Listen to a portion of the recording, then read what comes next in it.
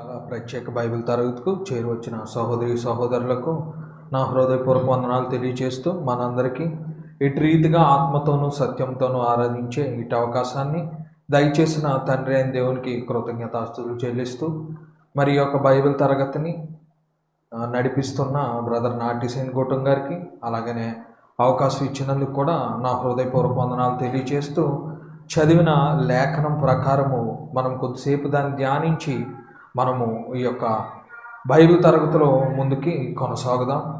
మరి చదివిన లేఖన ప్రకారము మనం చదివిన దాని ప్రకారము ఎఫెసీయులకు రాసిన పత్రిక 4వ అధ్యాయము 22 నుంచి 24 వచనాలు మనం చూసినట్లయితే అక్కడ క్రైస్తవుడు రక్షింపబడిన తర్వాత ఎట్టి రీతిగా తను ఏ యొక్క స్వభావాన్ని ధరించుకోవాలనే విషయము అక్కడ మనకి క్లుప్తంగా తెలియచేయబడ్డది.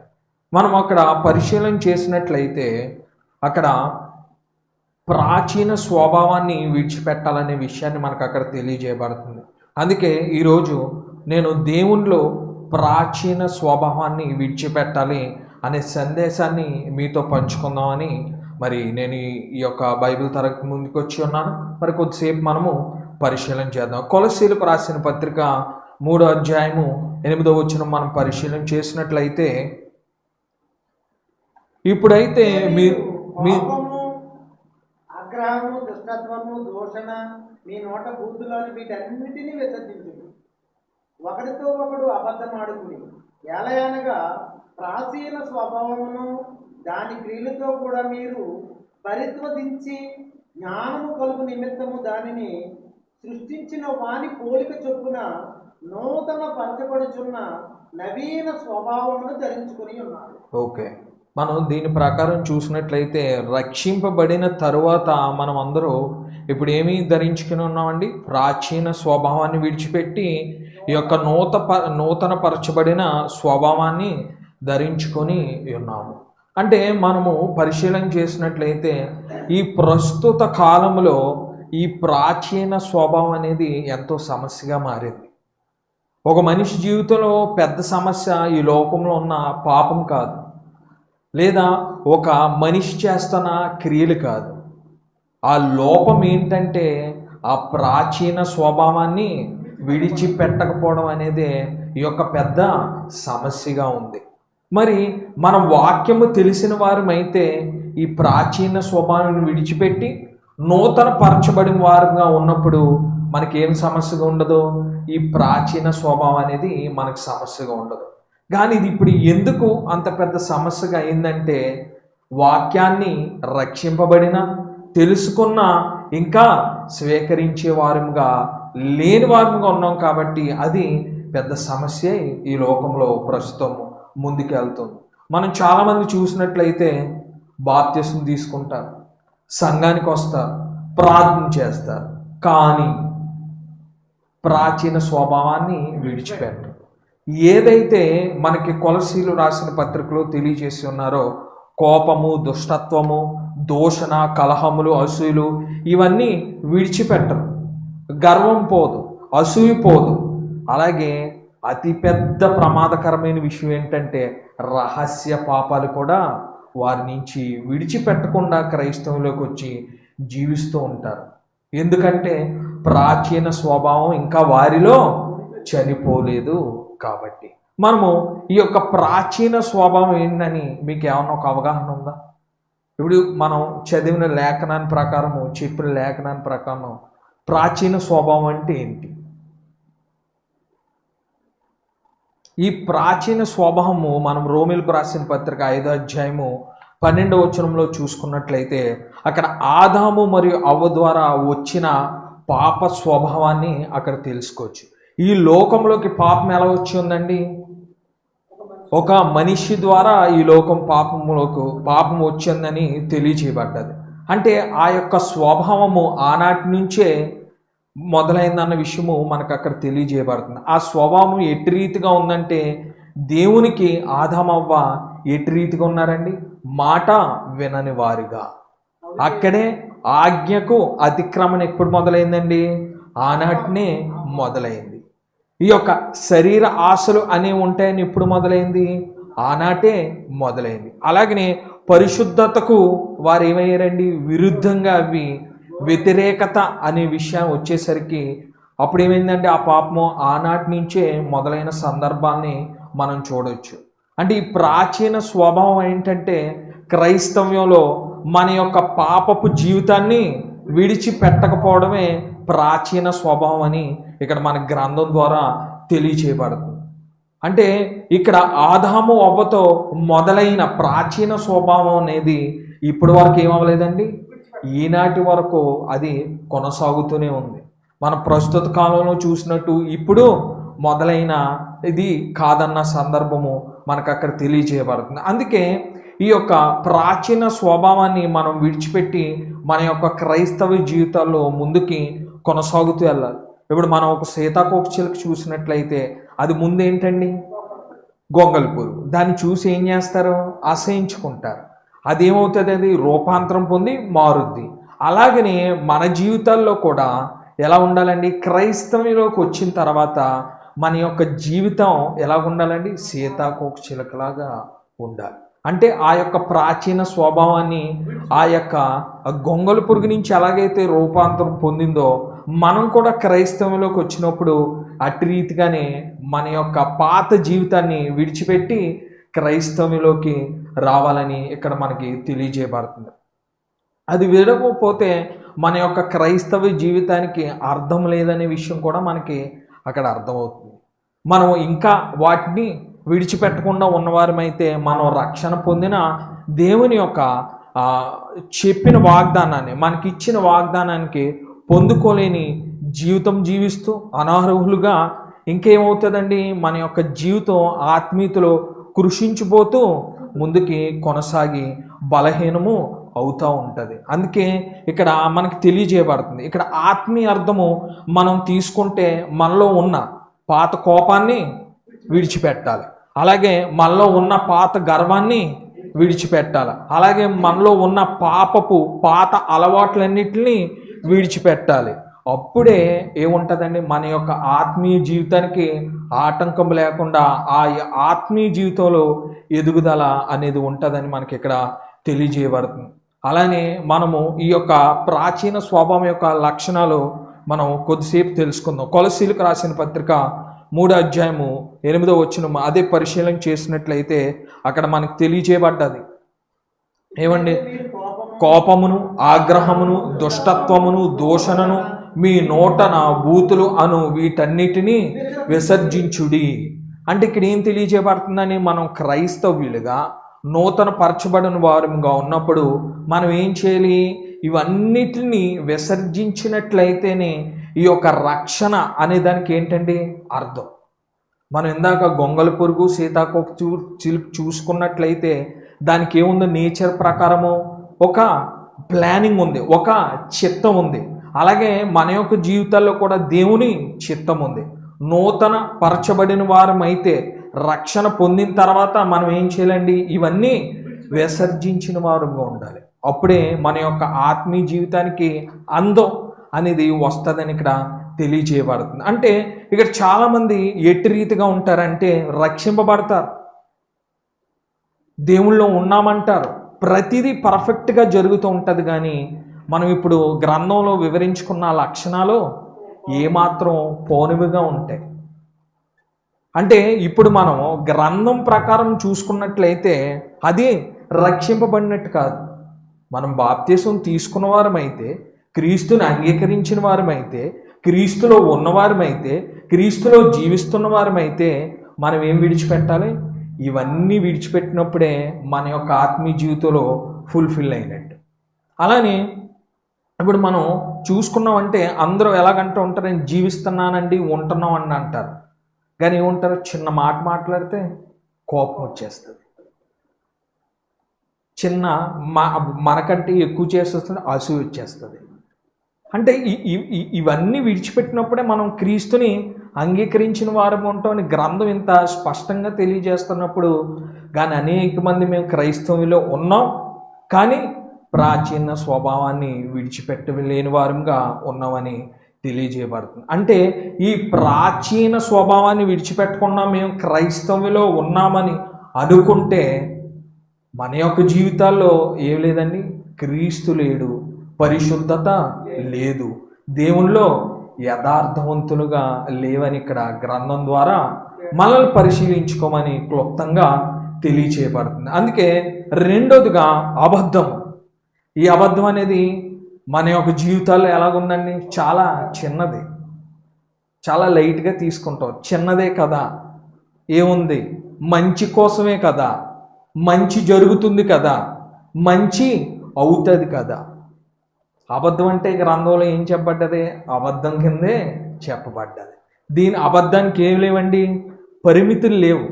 మంచి అయితే అబద్ధం ఒకలాగా, చెడ్డ అయితే అబద్ధం ఒకలాగా, అట్టి రీతిగా ఉండదు. ఈ అబద్ధం అనేది ఏంటండి, ప్రాచీన స్వభావంలో ఒక భాగంగా తెలియజేయబడుతుంది. అంటే అబద్ధం అనేది గ్రంథం ప్రకారం ఎట్టి రీతిగా తెలియజేయబడుతుందండి, పాపము. ఎఫెసీయులకు రాసిన పత్రిక 4వ అధ్యాయము 25వ వచనంలో మనము పరిశీలన చేసినట్లయితే,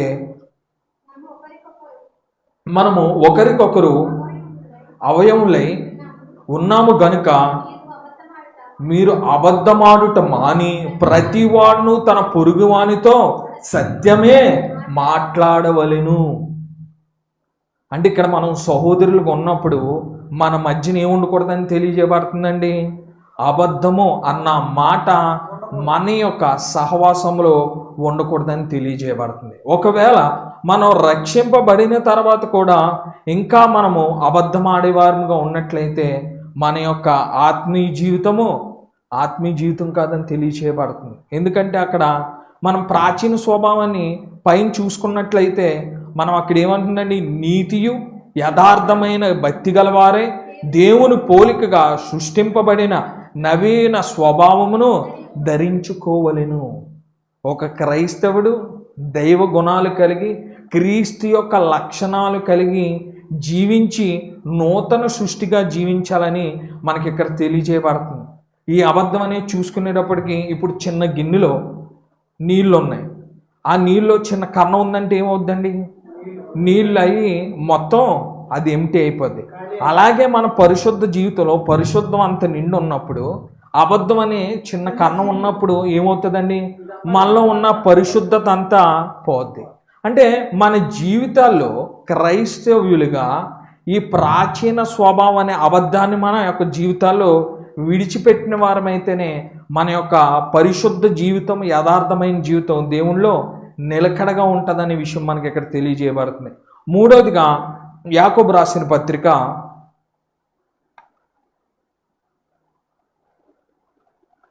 3వ అధ్యాయము 16వ వచనం మనం అక్కడ పరిశీలన చేసినట్లయితే, ఏలయనగా మత్సరమును వివాదమును ఎక్కడ ఉండును అక్కడ అల్లరియు ప్రతి నీచ కార్యమును ఉండును. అంటే ఇక్కడ మత్సరం అనేది ఏమైందండి, ఈ యొక్క ప్రస్తుత ప్రపంచంలో ఏంటండి, మత్సరం అంటే అసూయ, జలసి. ఈ యొక్క అసూయ అనేది ఎక్కువైపోయిందండి. కుటుంబాల్లోనే కాదు, సంఘాల్లోనే కాదు, ఫ్రెండ్షిప్లోనే కాదు, ప్రతి చోట ఈ అసూయ అనేది ఇంకా వారికి ఇష్టం వచ్చినట్టు. అంటే ఒకరు అభివృద్ధి చెందితే ఓర్వలేనితనం, ఒకరు బాగుంటే ఓర్వలేనితనం. అంటే ఈ అసూయ ఎక్కడి దాకా వచ్చేసిందంటే అవతలోడు చనిపోతే బాగుంటుందన్న దాకా ఈ అసూయ అనేది వచ్చేసిందండి. ఈ అసూయ ఎక్కడ మొదలైందండి, మనం గ్రంథం ప్రకారం చూసుకుంటే అది కయ్యేను హేబేలు యొక్క ఆదికాండం మనం 4వ అధ్యాయము 3 నుంచి 8 వరకు మీరు పరిశీలన చేసినట్లయితే అక్కడ మొదలైంది. రెండో సందర్భం ఎక్కడండి, యేసేపు సోదరుల దగ్గర ఈ అసూయ అనేది మొదలైంది. అంటే ఈ యొక్క అసూయ అనేది ఎప్పుడు వస్తుందండి, నేను అని అనుకున్నప్పుడే ఈ అసూయ అనేది మొదలవుతుంది. మనము అనుకున్నప్పుడు ఏముంటుందండి, అందరూ బాగుండాలి. మనం అనుకున్నప్పుడు మన కుటుంబం అయినా అందరూ అనుకున్నప్పుడు అన్న బాగుండాలి, తమ్ముడు బాగుండాలి, చెల్లి బాగుండాలి.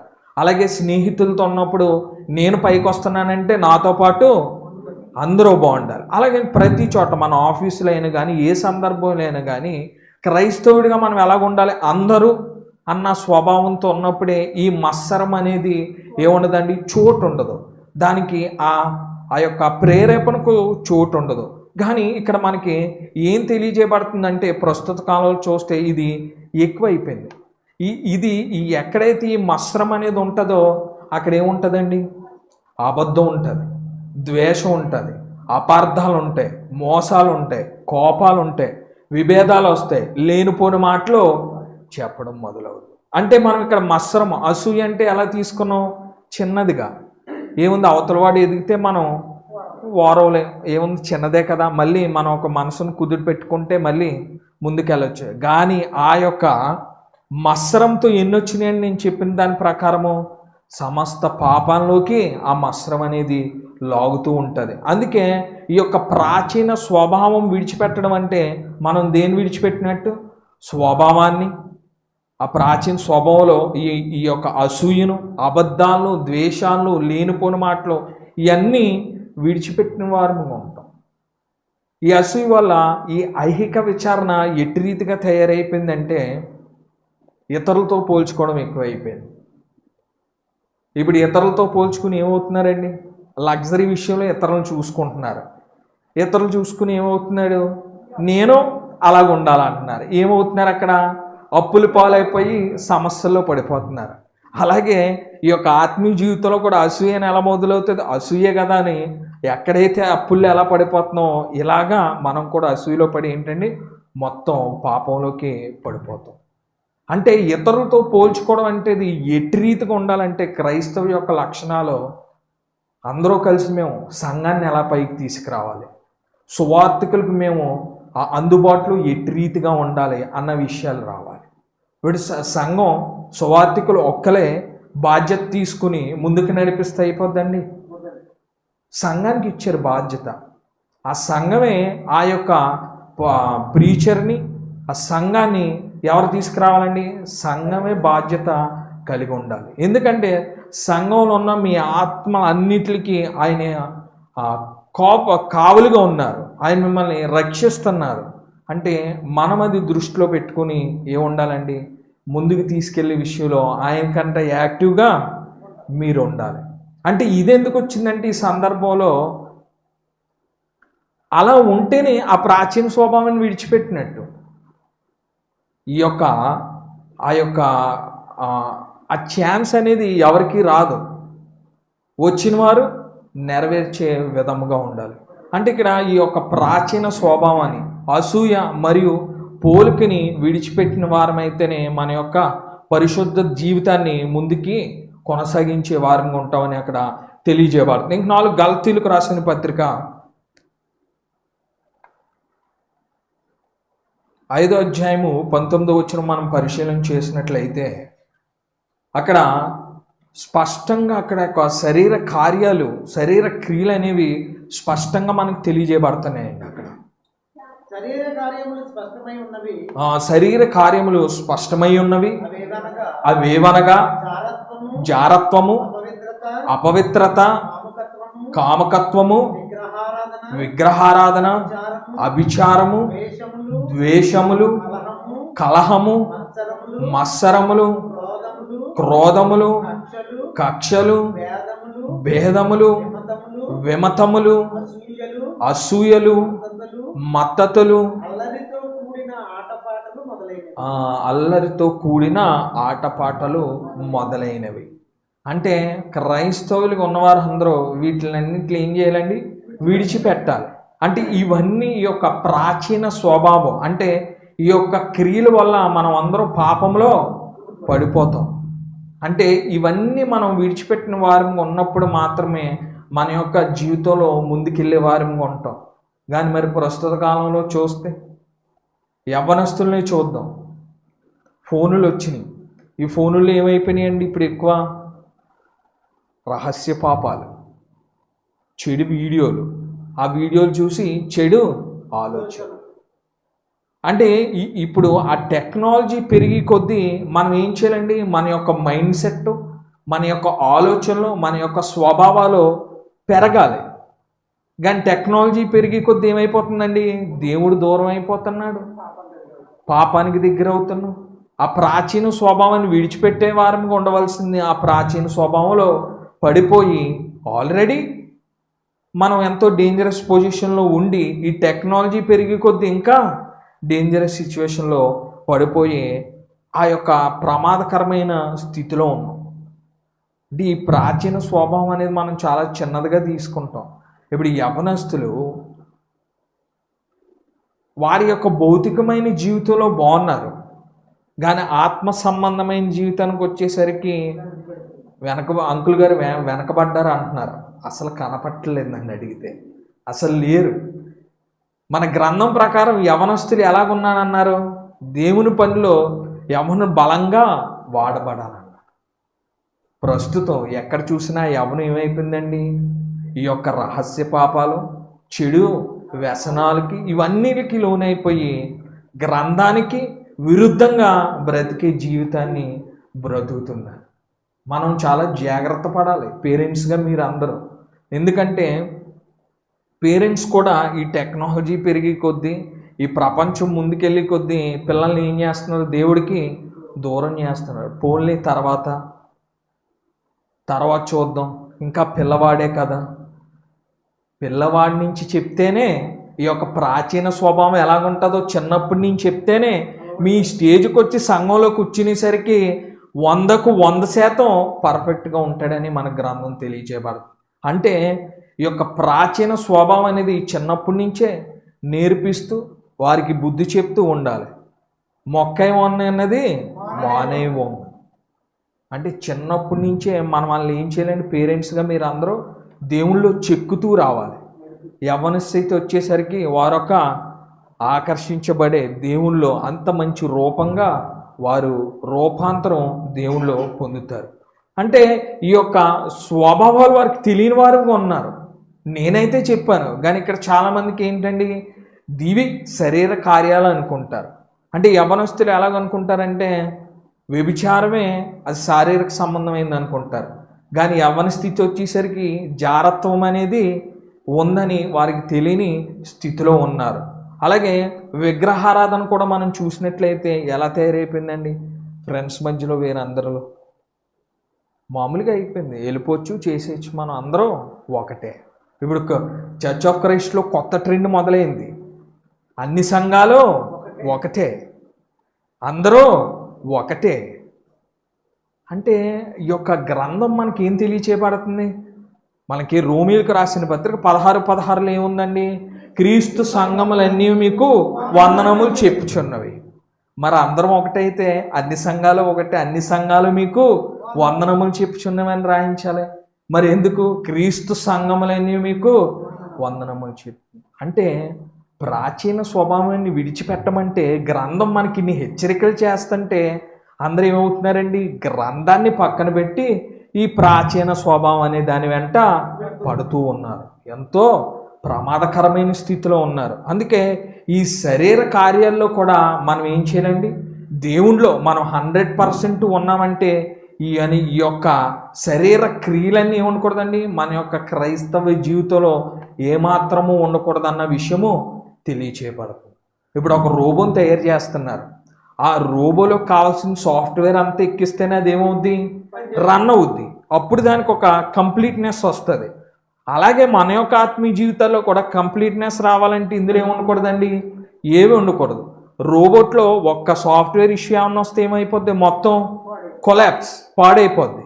అలాగే మన ఆత్మీయ జీవితంలో కూడా ఇందులోకి సంబంధించింది ఒక్కటున్నా మన యొక్క జీవితం ఏంటండి? జీరో. అపవిత్రతకి లోనైపోయేవారు.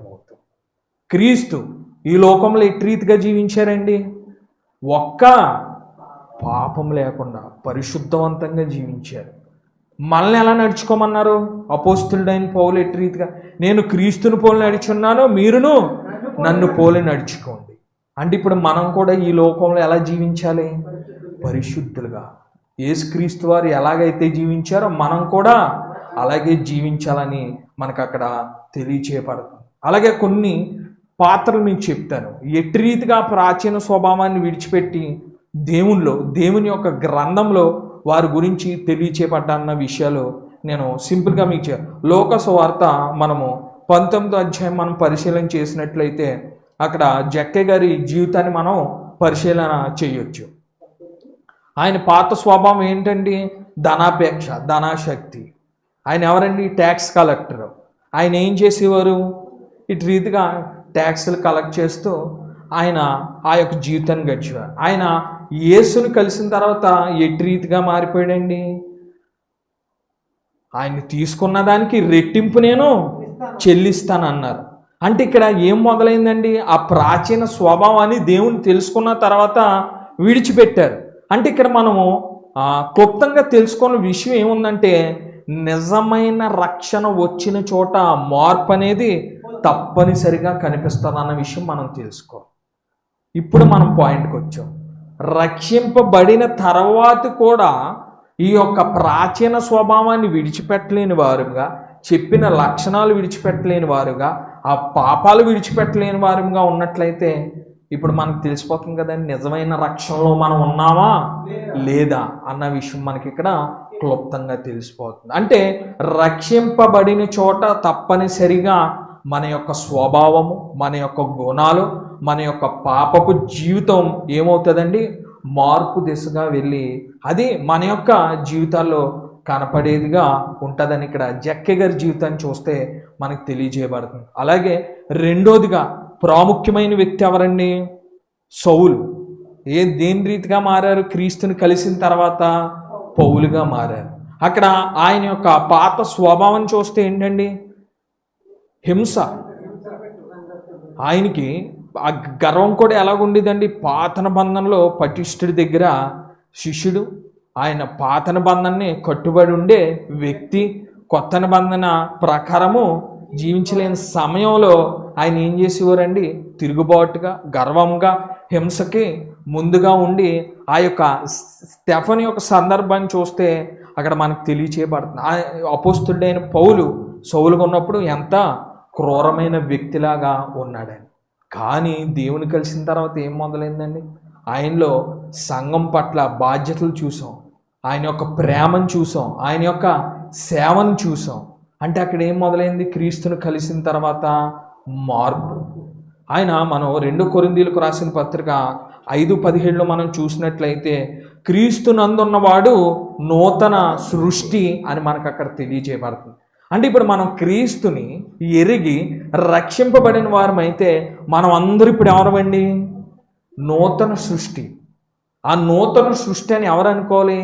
దేవుడు అనుకునే విధంగా ప్రాచీన స్వభావాన్ని మనం విడిచిపెట్టినప్పుడు మాత్రమే మనము గ్రంథం ప్రకారము నూతన సృష్టిగా ఎంచబడతామని ఇక్కడ మనకి క్లుప్తంగా తెలియచేయబడుతుంది. అలాగే ఇంకా మూడోదిగా చూస్తే తప్పిపోయిన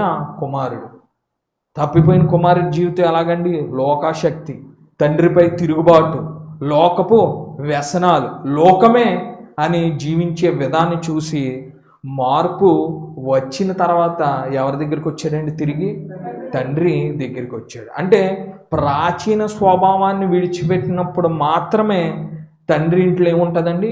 ఆనందం అనేది ఉంటుంది.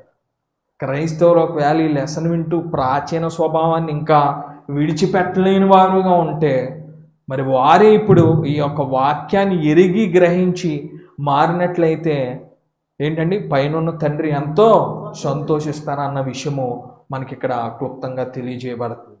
అలాగనే ప్రాచీన స్వభావం వల్ల వచ్చే నష్టాలు కూడా మీకు నాకు ఇచ్చిన సమయం ప్రకారము ఇంకొక 10 నిమిషాల్లో నేను ముగిస్తాను. యెషయా గ్రంథము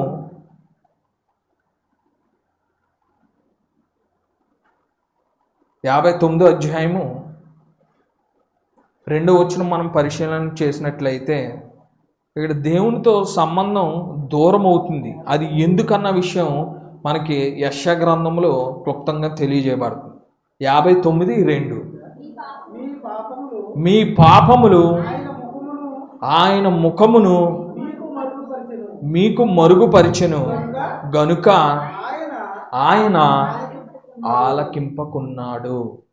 అంటే ఇప్పుడు మనం రక్షింపబడిన తర్వాత ఇంకా పాపము చేసేవారుగా ఉంటే మన యొక్క మార్పు జీవితాన్ని, మన జీవితాన్ని ఆయన చూస్తున్నాడు అంటారా? దీని ప్రకారం చూస్తే సిస్టర్ చూస్తున్నారు అంటారు, బాధపడుతూ ఉంటారు, చూస్తున్నారు. కానీ రక్షింపబడ్డాడు కానీ ఇంకా ప్రాచీన స్వభావాన్ని విడిచిపెట్టలేదు. దేవుడికి కావాల్సింది ఏంటి? ఆయన చిత్త ప్రకారము ప్రాచీన స్వభావాన్ని విడిచిపెట్టి ఆయనలో రక్షింపబడి నూతన సృష్టిగా ఉండాలని ఆయన చిత్త ప్రకారం. మనుషుల చిత్తం ఎలాగుంది? ప్రాచీన స్వభావం విడిచిపెట్టకుండా రక్షింపబడి నూతన సృష్టి అనే భ్రమలో ఉన్నవారిగా ఉన్నది. అంటే ఇప్పుడు మనం క్రైస్తవులుగా ఎవరి చిత్తాన్ని నెరవేర్చాలి? దేవుని చిత్తాన్ని నెరవేర్చే వారిగా ఉండాలి. అంటే మనము ఆయన యందు ఆయనలో మన జీవితాన్ని కొనసాగించాలంటే ఈ పాపం అనే దాన్ని పూర్తిగా విడిచిపెట్టిన వారమైతేనే మన జీవితాల్లో ముందుకి ఈ యొక్క ఆత్మీయ జీవితంలో ముందుకు వెళ్తూ ఉంటాం. అలాగే నేను రెండోదిగా నష్టం ఏంటంటే ప్రార్థనలో బలహీనమవుతాయి. మన యొక్క ప్రార్థనలకు జవాబు అనేది దొరకదు. ఎందుకు? దేవుడు ఎవరి యొక్క ప్రార్థన ఆలకిస్తున్నాడు? నీతిమంతుల ప్రార్థన ఆలకిస్తున్నాడు. ఆ నీతిమంతులు అన్న విషయానికి వస్తే, నీతిమంతులని ఒక పాపం లేని వాడు ఉంటారా? 2-3 పాపాలు ఉండి పర్లేదు. 100 లక్షణాలు ఉండి 100 లక్షణాల్లో ఒకటి తక్కువైనా పర్ఫెక్ట్ అంటారా? 100 ఉన్నప్పుడు పర్ఫెక్ట్ అంటారా? 100 ఉన్నప్పుడే పర్ఫెక్ట్ అంటారు. మీకు చిన్న చెప్తాను, సంఘంలో అవిశ్వాసులు ఉంటారు, విశ్వాసులు ఉంటారు. ఇది క్రీస్తు సంఘం గొల్లవెలికే కాదు, ప్రపంచంలో ఉన్న ప్రతి సంఘానికే ఏమవుతుందండి? వర్తిస్తుంది ఈ మాట. ఇప్పుడు ఈ యొక్క ప్రార్థన విషయంలో మనం చూసుకున్నప్పుడు, అందులో సంఘంలో ఎంతమంది ఉన్నప్పుడు మనం ఒక స్కూల్ని తీసుకుందాం. టీచర్ గారు ఉంటారు, అందరూ స్టూడెంట్స్ ఉంటారు, బాగా చదివే వాళ్ళు ఉంటారు, చదవలేని వాళ్ళు ఉంటారు. ఈ యొక్క టీచర్ గారి దృష్టి ఎవరి మీద ఉంటుంది? అందరి మీద ఉంటుంది. చదివే వాళ్ళు ఏం చేస్తారో ముందుకు తీసుకురావాలని ప్రయత్నిస్తూ ఉంటారు. చదివే వాళ్ళకి ఆ యొక్క దృష్టి ఇంకా ఏముంటుందండి? ఇంకా టిప్స్ ఇవ్వడానికి, ఇవన్నీ ఇవ్వడానికి ఇంకా కాన్సన్ట్రేషన్గా వీరి మీద ఉంటారు. అంటే దాని ప్రకారం చూస్తే ఫస్ట్ ప్రిఫరెన్స్ ఎవరికి ఉంది? చదివే వాళ్ళకే ఉంది. అంటే క్రీస్తు జీవితంలో కూడా ఆయన ఫస్ట్ ప్రిఫరెన్స్ ఎవరికి ఇస్తారండి? అందరి మీద ఉంటుంది. ఏంటండి? అందరి మీద ఉంటుంది ఆయన చూపు. కానీ ప్రిఫరెన్స్ ఇచ్చేది ఎవరికి? ఆయన మాటకు లోబడి ఆయన వాక్యానికి విధేయులై ఉన్న వారి మీద ఆయన యొక్క చూపు ఫస్ట్ వెళ్తుందని మనకు తెలియజేయబడుతుంది. అందుకే మనము ఆయనలో పాపం లేని వారిగా జీవించి ఉండాలని తెలియజేయబడుతుంది. పాపం ఉన్నవారమైతే, ప్రాచీన స్వభావం విడిచిపెట్టలేని వారిగా ఉన్నవైతే అది ఎంతో దేవునికి దూరం చేస్తుంది అన్న విషయాన్ని మనం అక్కడ తెలుసుకోవాలి. ఆయన ప్రార్థనలు కూడా ఏం చేయరండి? మనకి జవాబు రాదన్న విషయము తెలుసుకోవాలి. అలాగే ప్రాచీన స్వభావం విడిచిపెట్టే వారిగా ఉంటే కుటుంబాల్లో కూడా సమస్యలు మొదలవుతాయి. అందరూ ఇది ఎక్స్పెక్ట్ చేయరు.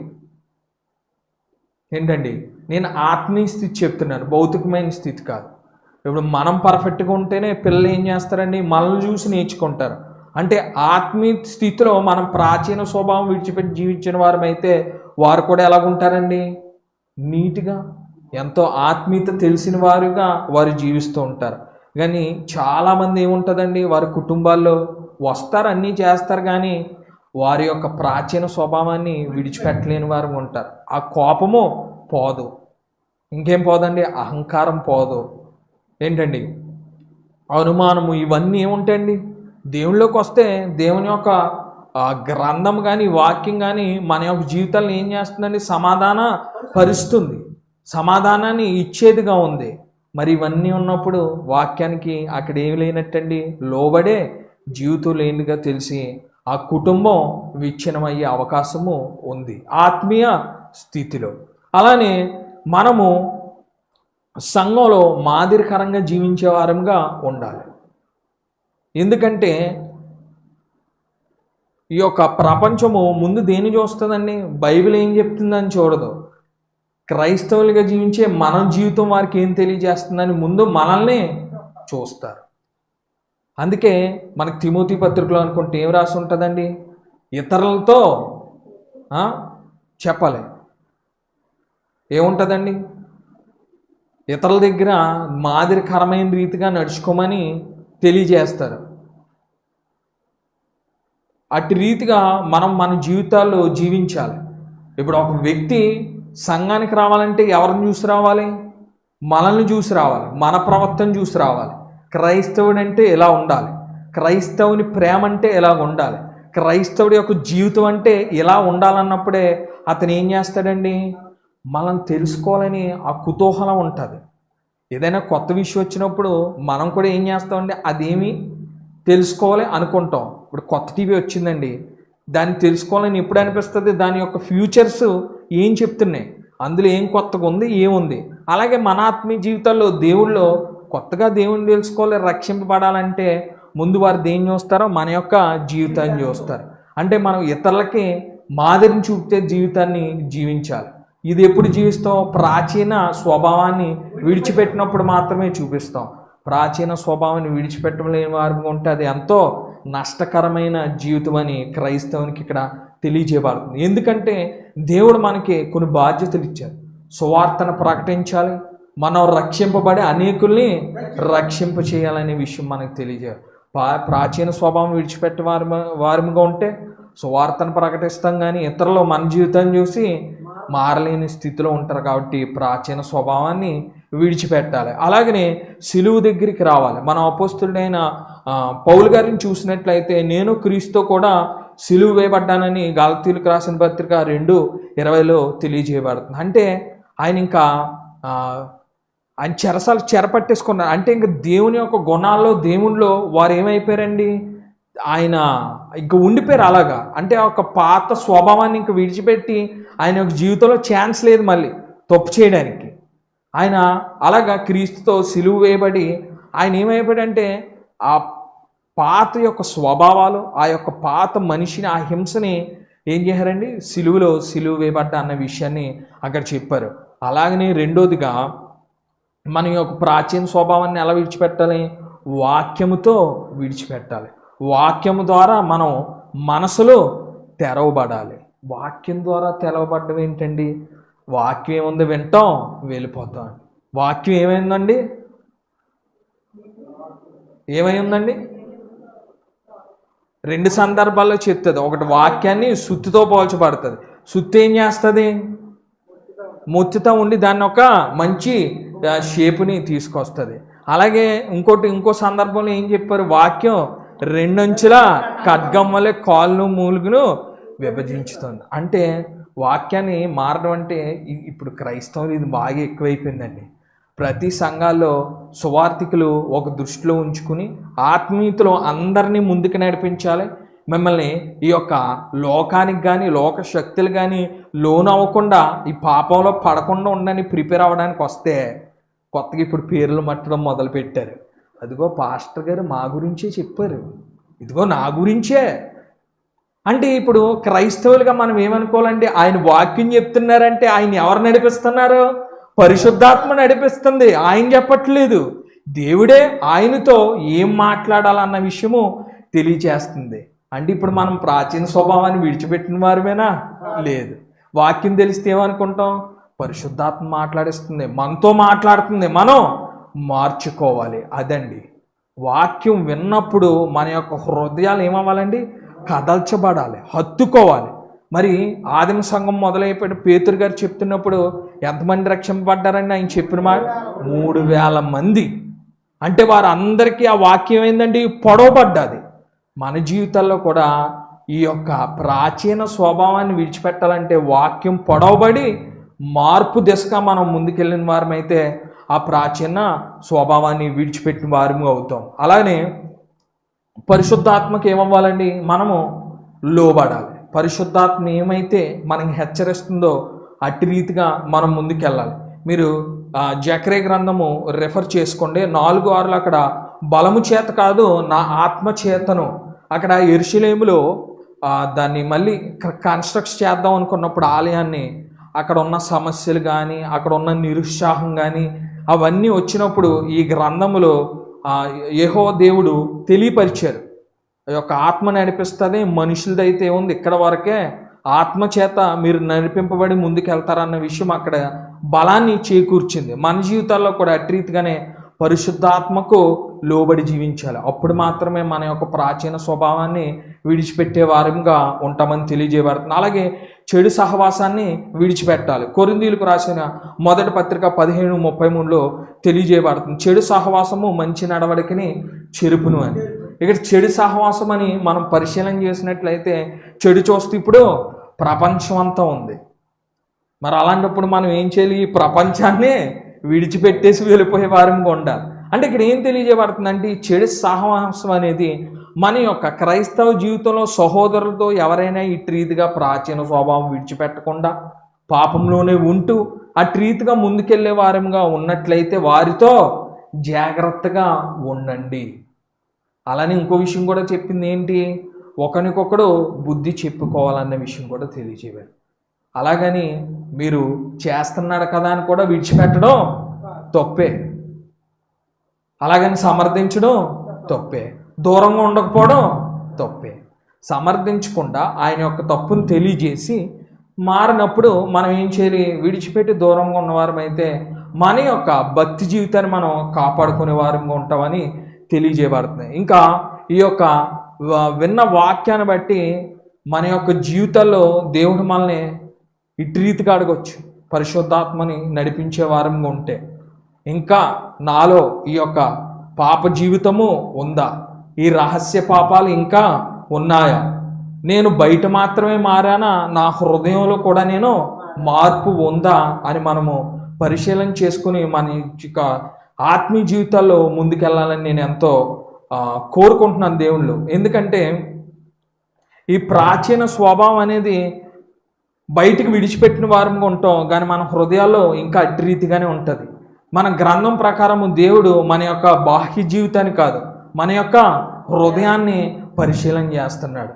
అంటే హృదయంలో మార్పు మొదలైనప్పుడే మన యొక్క బాహ్య జీవితంలో కూడా ఏముంటుందండి? అదొక బయటికి కనపడుతుంది. అందుకే ఈ యొక్క ప్రాచీన స్వభావాన్ని విడిచిపెట్టడం అనేది బాహ్య రూపంలో అంటే మోసకరమైనదిగా కాకుండా మన యొక్క హృదయాల్లో మొదలవ్వాలని మీ అందరినీ నేను కోరుకుంటున్నాను. ఈ ప్రాచీన స్వభావాన్ని ఇంకా విడిచిపెట్టలేని వారముగా ఉంటే మనం దేనికి బానిస అని తెలియజేయబడుతున్న గ్రంథం? ఈ లోకానికి బానిస. ఎందుకంటే ఈ లోకంలో ఉన్న శరీరాశ, నేత్రాశ, జీవపడము దేవుడి ద్వారా వచ్చినాయి కాదు, ఈ లోకం ద్వారా వచ్చినాయి. ఇవన్నీ విడిచిపెట్టిన వారముగా ఉంటే మనం వాటికి బానిసగా ఉన్నవారం అవుతాం. మనకి గ్రంథము ఈ మాటల ద్వారా మనం హెచ్చరిస్తుంది కాబట్టి మన యొక్క జీవితాల్లో ఈ హెచ్చరిక ఈరోజు వచ్చింది కాబట్టి ప్రాచీన స్వభావాన్ని విడిచిపెట్టి దేవుళ్ళో మనం నడిచిన వారం అయితే ఆయన ఆనందిస్తూ మన యొక్క ఆత్మీయ జీవితంలో మనం నూతన సృష్టిగా మన యొక్క జీవితాల్లో ముందుకు వెళ్తామని ఈ యొక్క కొద్ది మాటలు మీకు తెలియజేస్తూ ఈ మాటలు నేను ముగిస్తున్నాను. ఈ అవకాశం ఇచ్చిన గొల్లవెల్లి క్రీస్తు సంఘానికి అలాగే బ్రదర్ నాటి సేన్ గౌటం గారికి కూడా నా హృదయపూర్వక వందనాలు తెలియజేస్తున్నాను. అందరికీ నా వందనాలు.